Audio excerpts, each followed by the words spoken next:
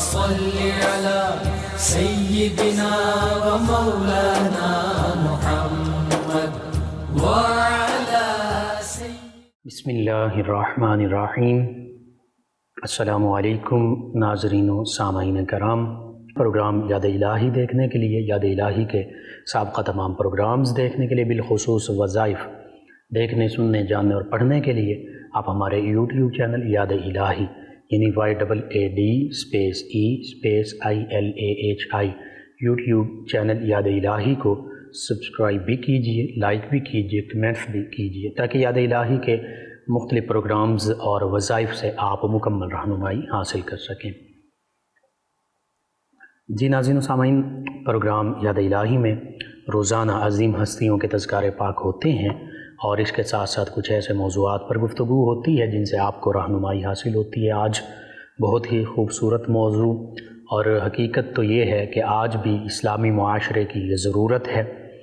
مواخات مدینہ یعنی مسلمانوں کا، ایمان والوں کا، صحابہ کرام علیہم رضوان کا، مومنین کاملین کا آپس میں بھائی چارہ جو اللہ کے حبیب صلی اللہ علیہ وآلہ وسلم نے قائم فرمایا مدینہ طیبہ میں، اس پر گفتگو ہوگی۔ اس سے پہلے کتاب و شفا سے آج کا خاص وظیفہ چنبل اور چھپاکی کا روحانی علاج، دونوں جلدی بیماریاں ہیں، الرجک ڈیزیزز ہیں، سورائسس جسے بولتے ہیں چنبل، اور اسی طرح چھپاکی۔ اس کے میڈیسن کے ذریعے بھی علاج ہیں، بالکل کیجئے، لیکن اس کے ساتھ ساتھ اللہ پر بھروسہ رکھتے ہوئے، اللہ پر کامل یقین رکھتے ہوئے اللہ کو بھی یاد کیجئے۔ حقیقت میں تو شفا من جانب اللہ ہے، اللہ کی طرف سے ہے، چاہے وہ اللہ کو یاد کرنے سے ہو اور چاہے وہ اللہ کے حکم کے مطابق میڈیسن لینے سے ہو، دونوں طریقے استعمال کریں، اللہ تعالیٰ جلد شفا یابی عطا فرمائے گا۔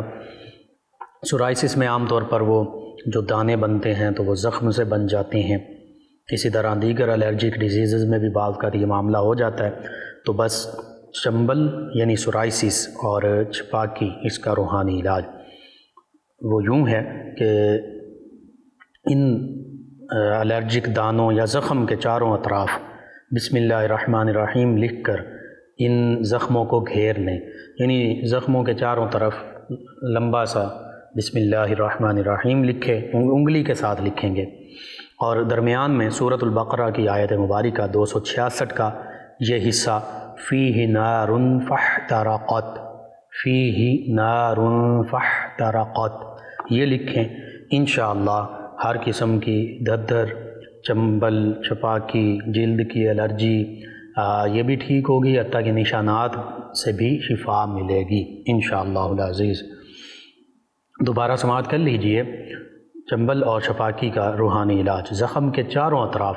انگلی کے ساتھ بسم اللہ الرحمن الرحیم لکھ کر گھیر لیں، اور درمیان میں سورۃ البقرہ کی آیت مبارکہ 266 266 اس کا یہ حصہ فیہ نار فاحترقت یہ لکھیں۔ انشاءاللہ ہر قسم کی دھدر، چنبل، چھپاکی، الرجک، سکن الرجک ڈیزیزز اور ان کے نشانات تک بھی اللہ تعالیٰ ان سے شفا عطا فرمائے گا۔ تو آپ کو ضرورت ہے، ضرور اپنے معمول کا حصہ بنائیے، اپنے اوراد و وظائف میں شامل کیجئے، اپنے اعزہ، اقربا، رشتہ دار، دوست، احباب، پڑوسی، محلے دار، امت مسلمہ تک پہنچائیے۔ میرے، آپ کے، ہمارے بتانے سے ہمارے کسی ایک بھی مسلمان بھائی، مسلمان بہن، مسلمان فرد کا فائدہ ہوتا ہے تو انشاءاللہ یہ ہمارے لیے دین و دنیا آخرت میں بھلائی، فائدے، نجات اور شفا کا باعث ہوگا۔ اللہ سبحانہ و تعالی ہمیں آسانیاں عطا فرمائے، ہمیں آسانیاں بانٹنے والا بنائے اور مشکلات سے ہماری حفاظت فرمائے، آمین۔ جی ناظرین و سامعین، مواخات مدینہ طیبہ بہت خوبصورت تاریخ انسانی اور تاریخ اسلامی کا باب ہے یہ۔ آپ غور کیجئے، اگر کوئی غیر مسلم بھی مجھے سن رہے ہیں یا دیکھتے ہیں تو سبھی کے لیے، مسلم ہو غیر مسلم ہو، تعصب کی اینک ہٹا کر اللہ رب العزت پر کامل یقین رکھتے ہوئے، غیر مسلم بھی کسی کو تو رب مانتے ہیں نا، یہود و نصارہ تو اللہ کو مانتے ہیں، ہاں اللہ کے ساتھ انبیاء کرام علیہ السلام کو انہوں نے خدا کا بیٹا کہنا شروع کر دیا یا تثلیث کا عقیدہ بنا لیا، سبھی لوگ غور کریں کہ اس کائنات کا پیدا فرمانے والا وہ اللہ رب العزت ہی ہے، وہ وحدہ لا شریک ہے۔ قرآن مجید فرقان حمید میں کئی مقامات پر اللہ رب العزت نے اپنی وحدانیت مختلف انداز سے اپنی توحید کا ذکر فرمایا ہے۔ کہیں فرماتا وَإِلَٰهُكُمْ إِلَٰهٌ وَاحِدٌ لَا إِلَٰهَ إِلَّا هُوَ الرَّحْمَٰنُ الرَّحِيمُ کہ تمہارا الہ، تمہارا معبود تو وہی اللہ، وہ واحد ہے، وہ ایک ہی ہے، اس کے سوا تو کوئی معبود نہیں، وہی رحمان ہے، وہی رحیم ہے، وہی رحم فرمانے والا ہے، مہربانی فرمانے والا ہے۔ کہیں اللہ رب العزت فرماتا لَوْ كَانَ فِيهِمَا آلِهَةٌ إِلَّا اللَّهُ لَفَسَدَتَا کہ اگر اس کائنات میں اللہ کے سوا بھی کوئی اور معبود ہوتا، کوئی رب ہوتا، کوئی خدا ہوتا، کوئی کائنات کا بنانے والا، اس کا انتظام چلانے والا، کائنات کو پالنے والا ہوتا تو پھر اس کائنات میں فساد برپا ہو جاتا۔ یعنی ایک یہ مثال اللہ رب العزت نے بیان فرمائی ہے کہ اگر دو خدا بالفرض ہوتے، کم از کم دو ہوتے معاذ اللہ، تو پھر بھی کائنات کا نظام درم برم ہو جاتا، چاہے جائے کہ 3 4 یا زیادہ خدا ہوں، جیسے بتوں کی صورت میں، یا آگ کو خدا بنا لینا، یا درختوں کو خدا بنا لینا، مختلف مظاہر فطرت کو خدا سمجھ لینا، اللہ کے بندوں کو خدا سمجھ لینا، معاذ اللہ ثم معاذ اللہ، جیسی بھی صورت ہے، اللہ کے سوا کوئی بھی اللہ کے ساتھ عبادت میں شریک کسی کو سمجھ لینا، کسی کو معبود سمجھ لینا، الہ سمجھ لینا، واجب الوجود سمجھ لینا، تو یہ شرک ہے۔ اللہ رب العزت فرما رہا ہے کہ اگر دوسرا بھی کوئی خدا ہوتا تو پھر کائنات کا نظام درم برم ہو جاتا۔ یعنی ایک خدا کہتا کہ دن ہونا چاہیے، دوسرا کہتا نہیں رات ہونی چاہیے، ایک کہتا کہ زمین کی تخلیق ہو، دوسرا کہتا نہ ہو، ہر معاملے میں برعکس معاملات ہو سکتے تھے۔ اور اس پہ تو متکلمین و علماء نے بہت تفصیل کے ساتھ لکھا۔ اگر عقائد کی آپ کتب پڑھیں، شرح عقائد نصفی پڑھ لیجئے، عقیدہ تحاویہ پڑھ لیجئے، تمہید ابو شکور سالمی رحمہ اللہ علیہ مجمعین یہ پڑھ لیجئے، اسی طرح امام ابو الحسن اشعری ہوں یا امام ابو منصور ماتریدی ہوں، ان کی کتب پڑھ لیجئے، الفقہ الاکبر پڑھ لیجئے، عقائد کی جتنی بھی کتب ہیں جو علماء اسلام نے لکھی ہیں، اس میں تفصیل کے ساتھ اللہ رب العزت کی وحدانیت، اللہ تعالیٰ کی صفات، اللہ رب العزت کے افعال کا ذکر موجود ہے، توحید کا خاص طور پر ذکر موجود ہے، اور کائنات کے حادث ہونے کا، یہ ساری جو ابحاث ہیں عقیدے کے حوالے سے، یہ کم از کم علماء کرام کے پاس بیٹھ کر کچھ نہ کچھ لازمی سیکھنا چاہیے تھا، تاکہ ہمیں اللہ رب العزت کی پہچان نصیب ہو۔ اور پھر اس پر غور کر لیں، غیر مسلم لوگ بھی غور کر لیں کہ اگر آج ہم دیکھتے ہیں کسی بھی مملکت کا وزیر اعظم یا پریزیڈنٹ، وہ بھی ایک ہی ہوتا ہے، وہ بھی اگر بالفرض دو ہو ایک ہی سیم عہدے کے، تو ان کا بھی آپس میں اختلاف ہو سکتا ہے، بلا تشبیہ بلا تمثیل، حالانکہ وہ ایک ہی پارٹی کے ہو سکتے ہیں، ایک ہی نظریے کے ہوں گے، لیکن ان میں بھی بعض کا تو اختلاف ہو سکتا ہے۔ اب وزیر اعظم کو تو ایسا عہدہ بھی نہیں ہوتا، یعنی انسان اس میں غیر مسلم بھی، وہ بھی یہ جانتے ہیں کہ وزیر اعظم یا پریزیڈنٹ جو ہمارا عام نظام ہے وہ بھی ایک ہی ہوگا، وہ کبھی دو نہیں ہوتے۔ ہاں اگر بعض اوقات ایک پریزیڈنٹ ہے، ایک وائس پریزیڈنٹ، اس طرح بھی عہدے ہو سکتے ہیں، تو بعض اوقات تو ان میں بھی اختلافات ہو جاتے ہیں۔ تو جب انتظامی یہاں پر معاملات انسان کے جو ذمے ہیں ان میں آپس میں اختلافات ہو جاتے ہیں، تو جو کائنات کا پورا نظام ہے، اگر معاذ اللہ ثم معاذ اللہ دو خدا ہوتے تو پھر کیا ہوتا، یہ سمجھنا چاہیے۔ اس سے اللہ کی وحدانیت کا ہمیں پتہ چلتا ہے، اللہ کی توحید کا پتہ چلتا ہے، اور اللہ رب العزت کی ذات بابرکات، اللہ رب العزت کی وحدانیت کی گواہی، اللہ کے ہونے کی گواہی، واجب الوجود ہونے کی گواہی کہ اللہ تعالی ہمیشہ سے ہے، ازل سے ہے، ابد تک رہے گا۔ اللہ رب العزت کو کوئی پیدا کرنے والا نہیں، اللہ تعالی خود خالق ہے۔ خالق وہ ہوتا ہے جسے کوئی پیدا نہیں کرتا، بلکہ جو سب کو پیدا کرتا ہے۔ ہم ساری کائنات بشمول انسان، جنات، فرشتے، انبیاء مرسلین علیہم الصلاۃ و تسلیم، سبھی مخلوقات ہیں۔ اسی طرح عقائد میں عقیدہ نبوت و رسالت کو واضح بیان کیا گیا، فرشتوں کے بارے میں تفصیل سے وضاحت کی گئی۔ تو جو بھی عقیدے کی امہات کتب ہیں، یعنی بنیادی کتب ہیں اور اہم کتب ہیں، وہ علماء کرام کے پاس بیٹھ کر کچھ نہ کچھ اس میں سے ہمیں سمجھنا چاہیے، اپنی اولادوں کو بھی سکھانا چاہیے، تاکہ ہمیں پتہ چلے کہ اسلام کے بنیادی عقائد کیا ہیں، یہی اصول دین ہیں، یہی ضروریات دین ہیں۔ ان میں سے اگر کسی بھی چیز کا، کوئی توحید کا، رسالت کا، فرشتوں کا، کتب سماویہ کا، انبیاء و مرسلین علیہم الصلاۃ و تسلیم کا، یا پھر ارکان اسلام ہیں جیسے نماز، روزہ، حج، زکوٰۃ، جہاد، ان کا انکار کر دیتا ہے، ان میں سے کسی ایک چیز کا بھی انکار کر دیتا، ختم نبوت، ختم رسالت، تو پھر وہ دائرہ اسلام سے خارج ہو جاتا ہے۔ یہ ہیں اصول دین، یہ ہیں ضروریات دین، ان سے منہ موڑنے والا یا ان میں سے کسی ایک سے بھی کبھی انکار کرنے والا وہ مسلمان نہیں رہتا، وہ بندہ مومن نہیں رہتا۔ بہرحال نبی رحمت صلی اللہ علیہ وآلہ وسلم کی ختم نبوت، ختم رسالت سچی نبوت ہے، سچی رسالت ہے، آخری نبی ہیں، اس پر بھی صحابہ کرام علیہم الرضوان ایمان لائے، اور ایمان لانے والوں میں مومنین کاملین کی پہلی صف میں تابندہ، روشن، چمکتی دمکتی کہکشاں کے ستارے بنے۔ صحابہ کرام علیہم الرضوان مکۃ المکرمہ میں جنہوں نے اسلام قبول کیا وہ والسابقون الاولون من المہاجرین میں شامل ہوئے، جنہوں نے مدینہ طیبہ میں سب سے پہلے اسلام قبول کیا، چاہے مکۃ المکرمہ حاضر ہو کر بیعت عقبہ اولیٰ ہو، ثانیہ ہو، ثالثہ ہو، وہ عقبہ کی گھاٹیوں میں، مکۃ المکرمہ کی پہاڑیوں میں نبی کریم صلی اللہ علیہ وآلہ وسلم کے دست مبارکہ پر بیعت ہوئے، یا مدینہ طیبہ، ہجرت مدینہ طیبہ کے بعد آقا کریم صلی اللہ علیہ وآلہ وسلم کے دست مبارکہ پر بیعت ہوئے، یہ والسابقون الاولون من المہاجرین والانصار میں شامل ہیں۔ سورۃ الحشر کی آیت مبارکہ 7، 8 ان دونوں عظیم گروہوں کی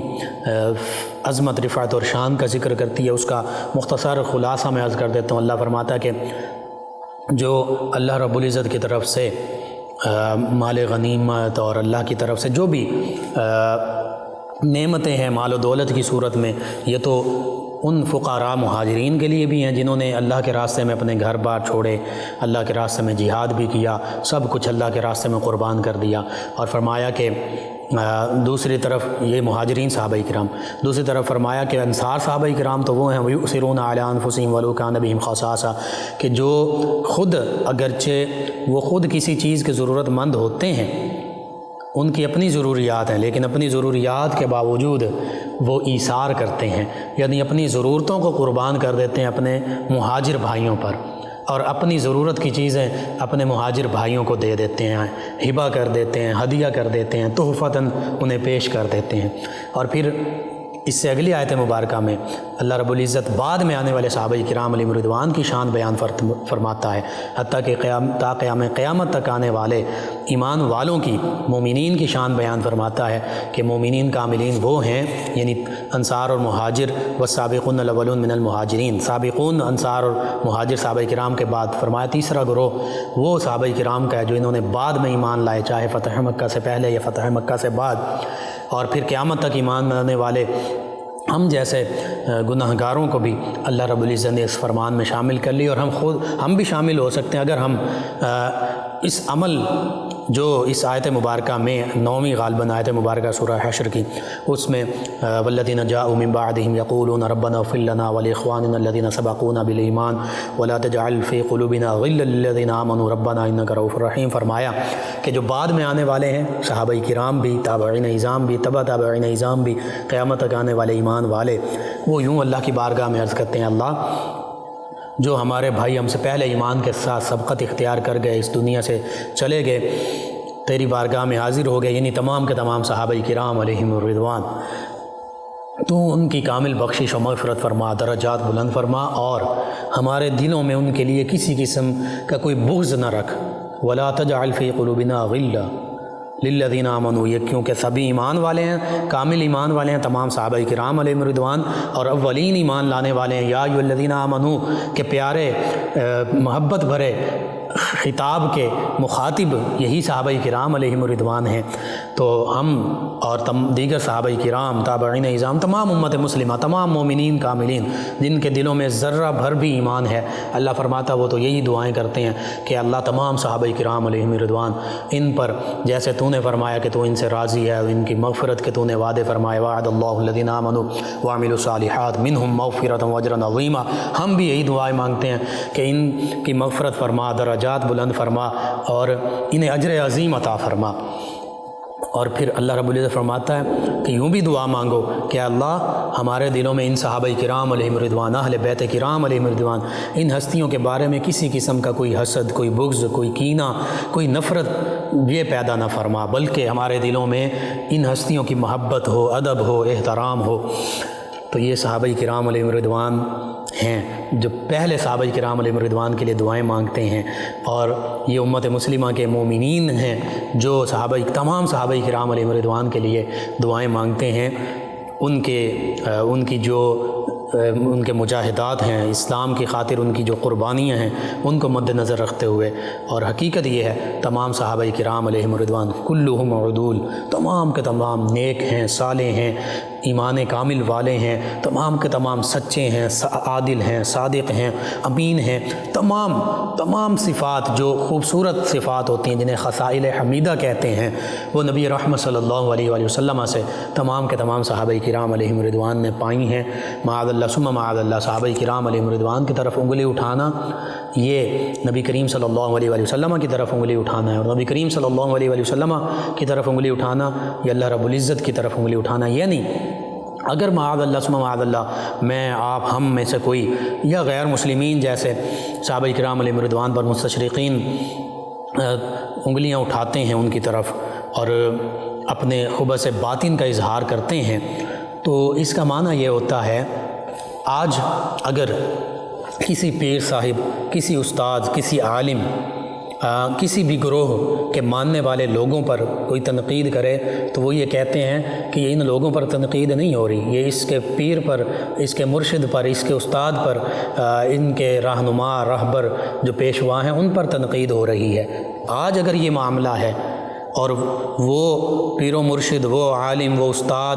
وہ لیڈر، وہ اپنے اوپر اس تنقید کو سمجھتا ہے کہ یہ مجھ پر تنقید کی جا رہی ہے کیونکہ میں نے ان کو سکھایا ہے، ان کو پڑھایا ہے، ان کی رہنمائی میں نے کی ہے۔ آج دنیاوی یا دینی معاملے کے حوالے سے مسلمانوں میں بھی غیر مسلموں بھی یہی سمجھا جاتا ہے، تو پھر صحابہ کرام علیہم الرضوان کن کے شاگرد ہیں؟ وہ آقا کریم صلی اللہ علیہ وآلہ وسلم کے براہ راست شاگرد ہیں، اور آقا کریم صلی اللہ علیہ وآلہ وسلم اللہ رب العزت کے شاگرد ہیں۔ آقا کریم صلی اللہ علیہ وآلہ وسلم نے کسی انسان سے کوئی تعلیم نہیں پائی، کچھ بھی نہیں سیکھا، آپ امی ہیں، یعنی اللہ رب العزت کی طرف سے پڑھائے ہوئے ہیں، آپ کسی انسان سے پڑھے ہوئے نہیں ہیں۔ امی کا معنی یہ ہے، معاذ اللہ ثم معاذ اللہ اس کا معنی وہ نہیں ہے جو عام طور پر لوگ ایسے ہی کر دیتے ہیں، ان پڑھ یا جاہل کا معنی کر دیتے ہیں۔ معاذ اللہ ثم معاذ اللہ یہ معنی نہیں ہے، اس کا یہ معنی، امی کا معنی یہ ہے بے پڑھے ہوئے، یعنی لوگوں سے پڑھے ہوئے نہیں۔ اللہ رب العزت نے الرحمن علم القرآن خلق الانسان علمہ البیان، اللہ فرماتا ہے اللہ نے رحمان نے یہ قرآن بھی عطا فرمایا اپنے پیارے حبیب صلی اللہ علیہ وآلہ وسلم کو، بیان کا انداز بھی عطا فرمایا، حتیٰ کہ قرآن مجید فرقان حمید میں ہی ہے جہاں اقرأ بسم ربک الذی خلق خلق الانسان من علق اقرأ وربک الاکرم الذی علم بالقلم علم الانسان ما لم یعلم، تو یہاں انسان سے مراد انسان کامل سب سے پہلے ہیں، یعنی آقا کریم صلی اللہ علیہ وآلہ وسلم کی بات ہو رہی ہے کہ اللہ رب العزت نے سب سے پہلے اپنے حبیب صلی اللہ علیہ وآلہ وسلم کو تمام علوم عطا فرمائے، اور سورہ نساء میں بھی تفصیل کے ساتھ موجود ہے وَعَلَّمَكَ مَا لَمْ تَكُنْ تَعْلَمُ، اللہ فرماتا ہے حبیب صلی اللہ علیہ وآلہ وسلم آپ کو وہ تمام علوم بھی عطا فرما دیے، وہ علم بھی عطا فرما دیا جو آپ نہیں جانتے تھے، وَكَانَ فَضْلُ اللَّهِ عَلَيْكَ عَظِيمًا، یہ اللہ کا آپ پر فضل عظیم ہے۔ تو بہرحال اللہ رب العزت کے سے پڑھے ہوئے جو ہستی ہوں آقا کریم صلی اللہ علیہ وآلہ وسلم اور اسی طرح تمام انبیاء مرسلین علیہم الصلاۃ و تسلیم، ان کے علم کا کوئی اندازہ نہیں کر سکتا۔ اب صحابہ کرام علیہم الرضوان، آقا کریم صلی اللہ علیہ وآلہ وسلم نے جب مدینہ طیبہ ہجرت فرمائی تو مہاجر صحابہ کرام علیہم الرضوان اپنا سب کچھ، گھر بھی چھوڑ دیے، مال و دولت بھی چھوڑ دیے، تجارت کا سامان بھی چھوڑ دیا، بعض صحابہ کرام نے مجبوراً بیوی بچوں کو چھوڑ دیا، سسرالی جو خاندان تھے کفار میں شامل تھے وہ نہیں آنے دیتے تھے، یا بعض اور معاملات تھے، اب بے سر و سامانی کی حالت میں، اور اکثر صحابہ کرام علیہم رضوان اور ان کے خانوادے، ان کے بیوی بچے ساتھ ہجرت بھی انہوں نے کی۔ اب اس کی مثال یوں سمجھ لیجیے، حالانکہ وہ تو کائنات کی سب سے عظیم ہجرت تھی، یہاں ہم دیکھتے ہیں کہ جب بر صغیر پاک و ہند کا معاملہ پیش آیا، قیام پاکستان ہوا، مسلمانوں کے لیے علیحدہ ریاست کلمہ طیبہ لا الہ الا اللہ محمد الرسول اللہ صلی اللہ علیہ وسلم، اس کی بنیاد پر یہ پاکستان بنا، پاکیزہ جگہ، پاکیزہ پاک لوگوں کے رہنے کی جگہ۔ تو تاریخ کی ایک بڑی انسانی ہجرت ہوئی، مسلمانوں کی ہجرت ہوئی، لاکھوں ہمارے مسلمان لوگوں نے اپنی جانوں کے نذرانے پیش کیے، ان میں بزرگ بھی تھے، ان میں بچے بھی تھے، ان میں بچیاں بھی تھیں، ان میں خواتین، ہر عمر کے لوگ تھے، حتیٰ کہ ایسے واقعات ملتے ہیں کہ بعض اوقات ہندو اور سکھ جو ہیں مسلمانوں کو چونکہ وہ شہید کر دیتے تھے، ایسے بھی معاملات ہوئے کہ ایک چھوٹا بچہ رو رہا ہے، ماں نے کہا کہ چپ ہو جاؤ، بچہ نہیں چپ ہوا، تو اس خوف سے کہ کہیں ہندو سکھ جو بلوائی ہیں مارنے والے، یہ آواز سن کر ہماری طرف نہ آ جائیں، سب کو شہید نہ کر دیں، اپنے بچے کا خود ہی گلا دبا دیا کہ یہ ایک بچہ جاتا ہے تو یہ جائے، باقی خاندان بچ جائے۔ پھر بچیوں کو وہ اوپر اچھالتے تھے اور نیزے اور برچھیاں جو بھی ان کے پاس وہ تلواریں ہوتی ان میں پرو دیتے تھے۔ کیسے معاملات اس ہجرت میں نہیں دیکھنے میں آئے۔ تو یہ بھی اللہ کی رضا کی خاطر اور اسلامی ریاست میں بسنے کی خاطر ہجرت تھی۔ یہاں پر بھی مسلمانوں نے اپنے مہاجر بھائیوں کو جگہ دی، انہیں مکمل پاکستانیوں کے حقوق دیے گئے۔ کہیں کوئی اس کے علاوہ بھی معاملہ ہو سکتا ہے، لیکن عام طور پہ خوش آمدید کہا گیا۔ اور جب ہجرت ہوئی تو کئی مسائل شروع میں پیش آئے۔ یوں ہی مدینہ طیبہ کی جو ہجرت ہوئی، پہلی عظیم ہجرت اسلام کی، اس میں صحابہ کرام سب کچھ چھوڑ کر آ گئے۔ اب اللہ کے حکم کے مطابق، اللہ کے حبیب صلی اللہ علیہ وآلہ وسلم کے حکم کے مطابق انصار اور مہاجر صحابہ کرام علیہ رضوان کے درمیان اخوت اور بھائی چارے کا ایک خوبصورت نظام قائم ہوا۔ انما المؤمنون اخوہ فاصلحوا بین اخویکم واتقوا اللہ لعلکم ترحمون۔ اللہ فرماتا بے شک مومن تو آپس میں بھائی ہیں، ان کی صلح آپس میں ہونی چاہیے، ان کو آپس میں اکٹھے رہنے کا حکم دینا چاہیے اور مشورہ دینا چاہیے۔ اور اللہ فرماتا اللہ سے ڈرتے رہو، یعنی بھائی بن کر رہو، آپس میں صلح سے رہو تاکہ تم پر رحم کیا جائے۔ تو یہ حقیقی اخوت اور بھائی چارہ اور مواخات وہ مدینہ طیبہ کے اس عظیم مہکتے چمکتے دمکتے اور خوبصورت بابرکت ماحول میں ہوئی۔ نبی رحمت صلی اللہ علیہ وآلہ وسلم ایک انصاری صحابی اور ایک مہاجر صحابی رضی اللہ عنہما، ان کو آپس میں بھائی بنا دیتے، اخوت کی خوبصورت لڑائی میں پرو دیتے۔ اور تقریباً شروع میں 45 مہاجر صحابہ کرام علیہ رضوان کا ذکر ملتا ہے کہ جن کی اخوت، جن کا بھائی چارہ آقا کریم صلی اللہ علیہ وآلہ وسلم نے انصار صحابہ کرام علیہ رضوان کے ساتھ فرمایا۔ اور پھر یہ اخوت کیسی عظیم اخوت تھی کہ انصار صحابی رضی اللہ عنہ کا ایثار کا جذبہ بھی بہت عظیم تھا، اور ادھر مہاجر صحابی رضی اللہ عنہ ان کی جو اپنی ایک سیلف میڈ پرسنالٹی ہوتی ہے، اس کا جذبہ بھی بڑا عظیم تھا کہ انصار صحابی، بڑی مثالیں ہیں، ایک مثال خاص طور پہ میں بیان کر دیتا ہوں۔ سیدنا عبد الرحمن بن عوف رضی اللہ عنہ کے جو بھائی بنے انصاری صحابی، انہوں نے کہا کہ اے میرے بھائی، میرے 2 گھر ہیں، ایک گھر میں رکھ لیتا ہوں، جو آپ کو پسند ہے وہ آپ رکھ لیں۔ اسی طرح انہوں نے کہا میری 2 بیویاں ہیں، جو آپ کو پسند ہوں میں اس سے طلاق دے دیتا ہوں، آپ ان سے نکاح کر لیں۔ اور پھر یہاں تک نہیں کہا کہ میرا جو کاروبار ہے اس میں سے آدھا آپ لے لیجئے، آپ تجارت کیجئے۔ اب سیدنا عبد الرحمن بن عوف رضی اللہ تعالیٰ عنہ، انہوں نے انہیں جزاک اللہ کہا کہ اللہ تعالیٰ آپ کو جزائے خیر عطا فرمائے، آپ کے اس جذبے کو اللہ تعالیٰ سلامت رکھیں، آپ کی ساری چیزیں جو ہیں وہ برادرانہ طور پر آپ نے مجھے پیش کر دیں،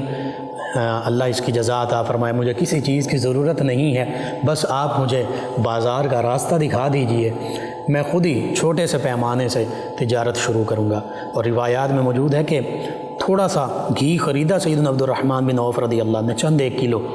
اور بازار میں بیٹھ کے، بنو قینقاع کا بازار جو مدینہ طیبہ میں معروف تھا، اس میں بیٹھ کے صبح سے شام تک بیٹھے رہے، وہ گھی جو ہے تھوڑا تھوڑا کر کے بیچتے رہے، اور شام تک جو اللہ تعالیٰ نے آپ کی قسمت میں نفع لکھا تھا، پروفٹ لکھا تھا، جائز منافع، وہ آپ نے حاصل کیا۔ پھر اسی سے مزید آپ نے مال تجارت خریدا، اگلے دن پھر اسی طرح یہ سلسلہ چلتا رہا۔ ایسا چلا کہ اللہ رب العزت نے سیدنا عبد الرحمن بن عوف کو اسلام کے جو بڑے بڑے تجار تھے، تاجرین تھے، ان میں آپ کا شمار فرمایا، آپ کو شامل فرما دیا۔ حتیٰ کہ ایک وقت آیا کہ آپ کے سینکڑوں ہزاروں اونٹوں سے بھرے ہوئے سامان تجارت کے جو اونٹ ہوتے تھے، جو قافلہ ہوتا تھا، وہ شام کی طرف سے اور دیگر ممالک کی طرف سے مدینہ طیبہ آیا کرتا تھا۔ تھوڑے سے آج ہم سمجھتے ہیں کہ میں چھوٹا سا کام کروں گا تو یہ حقیر ہے، اور بعض کا لوگ بھی اس کو حقیر سمجھتے ہیں۔ کوئی بھی محنت کا کوئی عمل بھی حقیر نہیں ہوتا۔ ایک صحابی رضی اللہ عنہ بڑے بظاہر مفلس تھے، گھر میں فاقہ تھا، کھانے پینے کے لیے کچھ نہیں تھا، تو نبی رحمت صلی اللہ علیہ وآلہ وسلم کے پاس حاضر ہو کر سارا ماجرا عرض کیا۔ آقا کریم صلی اللہ علیہ وآلہ وسلم نے ان سے پوچھا تمہارے پاس کیا ہے؟ غالباً انہوں نے کوئی چادر یا کوئی برتن، اس طرح کوئی چیز اپنے ضرورت کی، اس کا بارے میں عرض کیا کہ میرے پاس یہ ہے۔ آقا کریم صلی اللہ علیہ وآلہ وسلم نے فرمایا کہ اسے بیچ کر اس کے جو دام ملتے ہیں، جو پیسے ملتے ہیں، دراہم دینار، وہ میرے پاس لے آؤں۔ انہوں نے وہ چیز بیچی اپنے گھر کی، اپنی ضرورت کی، اور آقا کریم صلی اللہ علیہ وآلہ وسلم کی بارگاہ میں حاضر ہوئے۔ آقا کریم صلی اللہ علیہ وآلہ وسلم نے فرمایا کہ اب اس سے ایک کلہاڑی اور ایک رسی لے آؤ۔ وہ صحابی رسول رضی اللہ عنہ وہ کلہاڑی اور رسی لے آئے۔ اب آقا کریم صلی اللہ علیہ وآلہ وسلم نے فرمایا کہ جنگل میں چلے جاؤ اور لکڑیاں کاٹو اور رسی سے باندھ کر لے آؤ بازار میں، اور وہ لکڑیاں بیچو، اور بجائے یہ کہ لوگوں کے سامنے تمہیں ہاتھ پھیلانا پڑے، یہ محنت کا کام کرو۔ وہ صحابی رسول انہوں نے یہی کام شروع کیا، جنگل میں چلے جاتے، کلہاڑی اور رسی ان کے پاس تھی جو انہوں نے اپنی گھر کی کوئی چیز، اپنی ضرورت کی چیز بیچ کر خریدی تھی آقا کریم صلی اللہ علیہ وآلہ وسلم کے حکم مبارکہ کے مطابق۔ بس وہ جنگل میں جاتے، لکڑیاں کاٹتے، انہیں باندھتے، بازار میں لے آتے، بیچتے۔ ایک وقت آیا کہ اللہ رب العزت نے انہیں غنی فرما دیا، یعنی کسی قسم کی ان کی فکر نہیں رہی معاش کی۔ وہی صحابی تھے کہ فاقہ کشی تھی، کھانے پینے کو بظاہر کچھ نہیں تھا، لیکن اب اللہ رب العزت کی نعمتیں، جو ظاہری نعمتیں ہیں کھانے پینے کی صورت میں، وہ اللہ تعالیٰ نے وافر عطا فرما دیں۔ کس وجہ سے؟ محنت کی بدولت، آقا کریم صلی اللہ علیہ وآلہ وسلم کے حکم کے مطابق۔ تو آج بھی ہم بعض اوقات چھوٹے چھوٹے کاموں کو حقیر سمجھنے لگ جاتے ہیں۔ ہم سمجھتے ہیں کہ یہ لوگ کیا کہیں گے۔ لوگوں کو نہیں دیکھنا، یہ دیکھیے الکاسب حبیب اللہ، اپنے ہاتھ سے کما کر کھانے والا، اللہ کے حبیب نے فرمایا وہ اللہ کا حبیب ہے۔ جو نبی رحمت صلی اللہ علیہ وآلہ وسلم کا خود لقب ہے حبیب اللہ، اللہ کے محبوب، اللہ کے حبیب۔ اللہ کے حبیب وہ محنت کشوں کو، مزدوروں کو ہاتھوں سے حلال نیک جائز رزق اور حلال روزی کمانے والوں کے لیے فرما رہے ہیں کہ یہ اللہ کے حبیب ہیں۔ سبحان اللہ۔ تو آج بھی جو اللہ کا حبیب بننا چاہتا ہے اسے چاہیے کہ وہ اپنے ہاتھوں سے کمائی کرے، چاہے وہ جوتے پالش کرنے پڑیں، جوتے گانٹھنے پڑیں، کہیں لکڑیاں جنگل سے توڑ کر لا کر بیچنی پڑیں، اور بھی چھوٹے چھوٹے کام، چھوٹی چھوٹی چیزیں بیچیں آپ، چھوٹے سے کام سے آپ اپنا محنت کا کام شروع کیجئے، تجارت کا چھوٹا سا کام شروع کر لیجئے، چیزیں لین دین کرنے کا۔ یہی سیرت مبارکہ نبی کریم صلی اللہ علیہ وآلہ وسلم کی، یہی صحابہ کرام علیہم رضوان کی، یہی اسلام کا حکم ہے۔ اسلام میں بھیک مانگنا بہت معیوب ہے، بہت معیوب تصور کیا جاتا ہے۔ اس حوالے سے بعض وعیدیں بھی ہیں کہ اگر کوئی جان بوجھ کر محنت سے کنارہ کشی کرتے ہوئے بھیک مانگتا ہے، اس کے لیے وعیدیں ہیں۔ تو بھیک مانگنے کی بجائے آقا کریم صلی اللہ علیہ وآلہ وسلم نے یہ طریقہ عطا فرمایا۔ اب صحابہ کرام علیہ رضوان کا مواخات، اب یہ بھی بڑا، یہ آج بھی اپلائیڈ میتھڈ ہے اگر ہم اختیار کریں۔ آج تو سگا بھائی سگے بھائی سے دور ہے۔ سگا بھائی اس کا ایک بھائی جو ہے وہ تھوڑا مالدار ہے، دوسرا بھائی تھوڑا کمزور ہے مالی حالت اس کی، تو اس سے بعض کا تو ادھار مانگ لے یا پیسے مانگ لے تو وہ سوچتا ہے، 10 دفعہ سوچتا ہے، اسے کہتا ہے کہ بھائی تو خود اپنا کام کر، تو کیوں نہیں کماتا، تو کیوں نہیں محنت کرتا۔ بظاہر وہ کام کر رہا ہوتا ہے لیکن اتنے اس کے وسائل نہیں ہوتے، یا بظاہر اس کے پاس کام نہیں ہوتا، بعض کا بامر مجبوری کام رک بھی جاتے ہیں، کوشش تو کرنی چاہیے، چھوٹا سے چھوٹا بھی کام ہے تو وہ کر لیا جائے، لیکن وہ سگے بھائی جو ہیں وہ بعض کا دھتکار دیتے ہیں، وہ کہتے ہیں پیسے ہوتے ہوئے کہتے ہیں بھائی میرے پاس نہیں ہے، جاؤ اپنا کام کرو، محنت کرو، میں نے محنت کر کے کمایا ہے۔ اسی طرح ایسے معاملات ہوتے ہیں۔ حدیث مبارکہ اس کا معنی اور مفہوم میں عرض کر دیتا ہوں۔ ایک صحابی رضی اللہ عنہ ایسے تھے، وہ چھوٹے بھائی تھے غالباً یا بڑے تھے، تو وہ نبی کریم صلی اللہ علیہ وسلم کی بارگاہ میں ہمیشہ حاضر رہتے، قرآن و سنت حدیث کا درس لیتے، اللہ اللہ کرتے۔ وہ بظاہر کوئی خاص کام نہیں کرتے تھے، دوسرے ان کے بھائی جو تھے وہ کماتے تھے۔ تو نبی رحمت صلی اللہ علیہ وسلم کی بارگاہ میں آ کر انہوں نے عرض کیا کہ یا رسول اللہ صلی اللہ علیہ وسلم، یہ تو کچھ بھی نہیں میرا بھائی کماتا، میں ہی اس کا سارے دیکھ بھال کرتا ہوں، کھانا پینا میرے ذمہ۔ آقا کریم صلی اللہ علیہ وسلم نے فرمایا کہ ہو سکتا ہے اللہ تعالیٰ تجھے اس کی وجہ سے رزق دے رہا ہو۔ تو بعض اوقات گھر میں اگر بزرگ ہیں، کوئی معذور ہے، کوئی مجبور ہے، کوئی شرعی یا جسمانی عذر رکھنے کی بنا پر کمانے والا نہیں ہے، کما نہیں سکتا، تو پھر ان پر خرچ کرنا چاہیے۔ اور حدیث مبارکہ کے مطابق ایسے کمزور لوگوں کی وجہ سے یا اللہ کے راستے میں جو کام کر رہے ہیں ان کی وجہ سے اللہ تعالیٰ دوسرے لوگوں کو بھی، بہن بھائیوں کو، والدین کو، خاندان کے دیگر لوگوں کو رزق عطا فرماتا ہے۔ تو بہرحال جسے اللہ نے عطا فرمایا وہ اللہ کے راستے میں خرچ کرے، اور جس کے پاس کم ہے یا نہیں ہے وہ محنت مزدوری کرے، وہ اس کو عار نہ سمجھے اپنے لیے، بلکہ باعث فخر سمجھے کہ اللہ رب العزت کے حبیب صلی اللہ علیہ وسلم نے یہ فرما دیا ہے کہ وہ اپنے ہاتھ سے کمانے والا اللہ کا حبیب بن جاتا ہے۔ اور حقیقت یہ ہے کہ جو محنت کش مزدور ہیں یہ اللہ کے دیگر احکام کو بھی مد نظر رکھیں، یعنی نماز کی پابندی کریں، اللہ کو یاد رکھیں، کوئی بھی کسی قسم کی ڈنڈی نہ ماریں، تو پھر یہ واقعتاً اللہ کے حبیب ہیں، اللہ کے ولی ہیں، اللہ کے نیک بندے بن جاتے ہیں یہ۔ اور ایک حدیث مبارکہ میں یوں بھی فرمایا گیا کہ جو مستغنی ہوتا ہے لوگوں کی طرف نہیں دیکھتا کہ فلاں دے گا، فلاں سے میں کچھ لے لوں، اور جو گوشہ نشین ہو جاتا ہے یعنی اپنے کام سے کام رکھتا ہے اور تنہائی پسند اور اللہ کو یاد کرنے والا ہوتا ہے، فرمایا کہ یہ تو کامیاب لوگ ہیں، یہ اللہ کے محبوب لوگ ہیں، اللہ کے پیارے بندے ہیں۔ تو بہرحال مواقعات مدینہ کا عملی پہلو یہ ہے، آج اس سے ہم کیسے رہنمائی حاصل کر سکتے ہیں کہ جو حقیقی بھائی ہیں وہ بھی آپس میں حقیقی مومن بھائی بنے، ایک دوسرے کا خیال رکھیں، اپنے اندر مواقعات مدینہ طیبہ کو یاد کرتے ہوئے ایک دوسرے کے دکھ درد میں شریک ہوں، معاملات میں شریک ہوں، ایک دوسرے کی مدد کریں، چاہے وہ مالی مدد ہو، اخلاقی مدد ہو، ہر حوالے سے۔ اس کے بعد پڑوسی ہیں، انہیں بھی مسلمان بھائی ہیں ہمارے، مسلمان پڑوسی، اسی طرح مسلمان محلے دار ہیں، پوری امت مسلمہ۔ آج اگر کوئی بھی صاحب ثروت اپنی حیثیت اور حیثیت سے بڑھ کر وہ دیگر مسلمان بھائیوں کا ہاتھ پکڑ لیں، ان کے ساتھ حقیقی اخوت والا مظاہرہ کریں، جیسے انصار صحابہ کرام نے مہاجر صحابہ کرام کے ساتھ کیا، تو یہ غربت، یہ مہنگائی، یہ بےروزگاری، یہ معاشی معاملات، یہ خودکشیاں، یہ سب کچھ ختم ہو سکتا ہے۔ صرف احساس کی ضرورت ہے، صرف ایثار کی ضرورت ہے۔ صحابہ کرام تو اپنی ضرورتوں کے باوجود دوسروں پر خرچ کر دیتے تھے، یہاں تو اللہ تعالیٰ نے ہمیں اتنا نوازا، بعض اوقات ہمیں خود پتہ نہیں ہوتا کہ ہمارے کتنے کاروبار چل رہے ہیں، کتنا پروفٹ آ رہا ہے، کس بینک میں کتنا پیسہ پڑا ہے، کتنے ہمارے اثاثے بن چکے ہیں، ایسیٹس آگے سے آگے بن رہے ہیں۔ تو دیکھنا چاہیے تمام لوگوں کو، ایک دوسرے کا، مسلمانوں کو خیال رکھنا چاہیے۔ اخوت اور بھائی چارہ آج حقیقت میں قائم کرنے کی ضرورت ہے، جیسے مدینہ طیبہ میں آقا کریم صلی اللہ علیہ وسلم نے صحابہ کرام علیہم رضوان کے درمیان اخوت اور بھائی چارہ قائم فرما دیا تھا۔ اللہ رب العزت سے دعا، اللہ تعالی ہمیں بھی حقیقی مومن بننے کی توفیق عطا فرمائے، حقیقی اخوت اور بھائی چارہ قائم کرنے کی توفیق عطا فرمائے، آمین۔ اللهم صل على سيدنا ومولانا محمد وعلى اس دوران ہمیں جوائن کیا ہے بنت وحید احمد صاحبہ نے، کہتی ہیں السلام علیکم ورحمۃ اللہ وبرکاتہ۔ جی وعلیکم السلام ورحمۃ اللہ وبرکاتہ۔ کہتی ہیں کہ انکل جی پروگرام نائس ہے، بہت شکریہ جی آپ کا، آپ نے پروگرام کو پسند کیا۔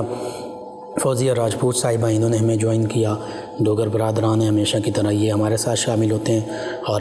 تاجہ بیر والا سے ہمارے ساتھ ہیں طیب حسن شاد صاحب ہیں، سمیع اللہ صاحب ہیں، دیگر ان کے بھائی ہیں۔